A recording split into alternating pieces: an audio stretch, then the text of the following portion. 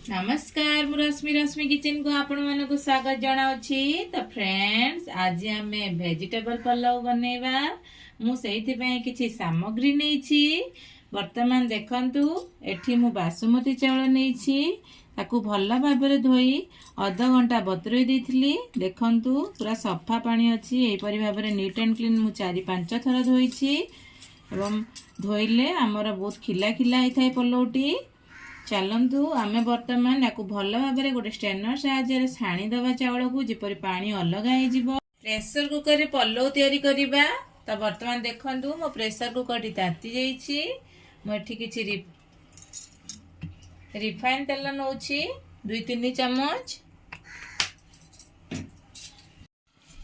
मो एठी किछि काजू नै जाईछि। देखंतु काजू दबा द्वारा हम फ्लेवर टी बहुत भल लागे। आपण चाहिले किशमिश पिस्ता बादाम मध्ये देई परिबे। आमे काजू को हल्का भाजी नबा।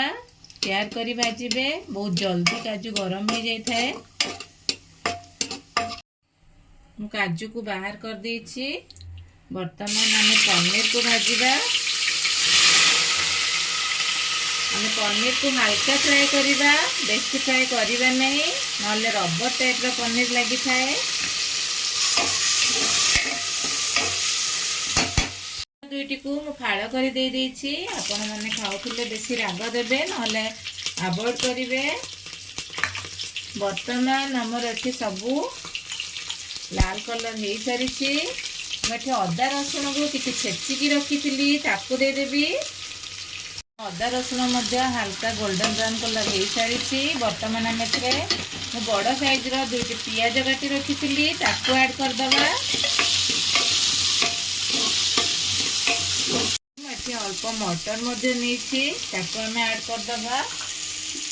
अल्प समय मटर को भाजी दबा। वर्तमान टमाटर किसी नहीं, टमाटर मंजी सब बाहर कर देछि। देखंतु एई परि भाबरे काटि नेबे।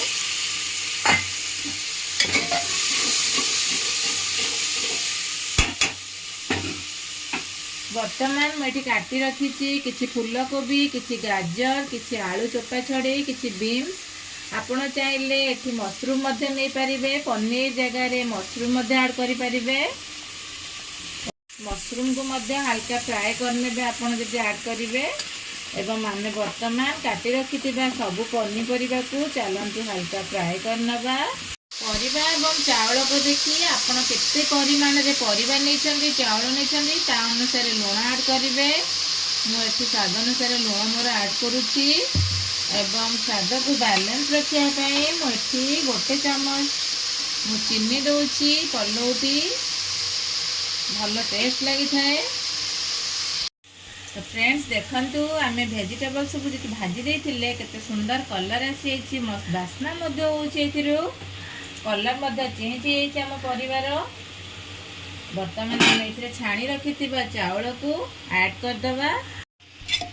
वर्तमान देखंतु आम ये चावल दे भल भाव चावल को धीरे हल्का हाथ में घांटे ना चावल गुंड होबार संभावना अच्छी।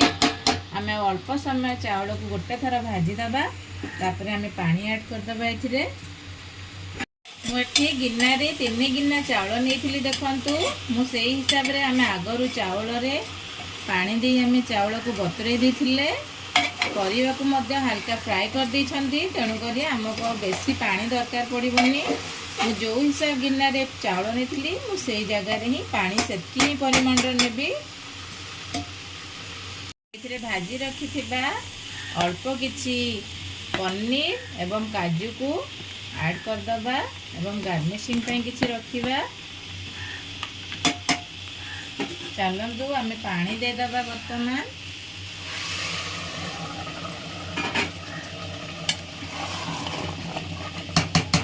जेते चावल नेबे सेती परिमाण पानी नेबे किंबा अल्प अधिका नेबे। आम वर्तमान जोर आंचरे गोटे सीटी दे दबा एवं कवरटी को खोलिबा। मठी किछि मैगी मसला मध्ये ऐड करूची। देखंतु बहुत भल फ्लेवर दब। हम अल्प किछि गरम मसला दे दोछि। बहुत फ्लेवर टी भल दब एवं टेस्ट मध्ये लागिबो। देखंतु केते सुंदर बास्ना होछि हम पलाव रु।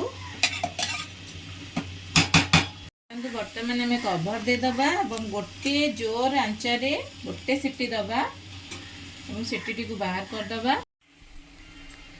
देखो बर्तमान आमर गोटे सीटी दे आम पलौ रेडी हो सारी। बर्तमान आम ए किसी गुआ घी ऐड करदबा। गुआ घीर फ्लेवर टी बहुत भल लगे। ये मोर होममेड गुआ घी घरे तैयारी करी। केते सुंदर भाव आमर परिवा सब रेडी हो सारी। भल भाव सीझी जाइए। चाउल भात आमर गोटी गोटी रही। केते सुंदर शीत दिन में सबू पनीपरिया मिलता है। आपण मैंने प्रोसेस रे निश्चित भाव बहुत सुंदर बास्ना होची। वाओ केते सुंदर लगुच आम वेजिटेबल पलौटी देखापी केते टेम्पटिंग अच्छी। तो फ्रेंड्स देखु आमर सुपर टेस्टी वेजिटेबल पलाउ प्रस्तुत हो सारी। आपण मानक जदि मोर ये रेसिपीटी पसंद आसुए ताहले मो चैनल को लाइक शेयर सब्सक्राइब करने को भूलें। मोर यहीपरि नुआ नुआ वीडियो देखापी मो चैनल को सब्सक्राइब करंतु एवं पाखरे थिबा बेल आइकन को प्रेस करंतु। मोर नुआ नुआ वीडियो नोटिफिकेशन आपण माने पाई परिबे। सांगरे किछि कढ़ाई पनीर बनई। नमस्कार, धन्यवाद, बाय, जय जगन्नाथ।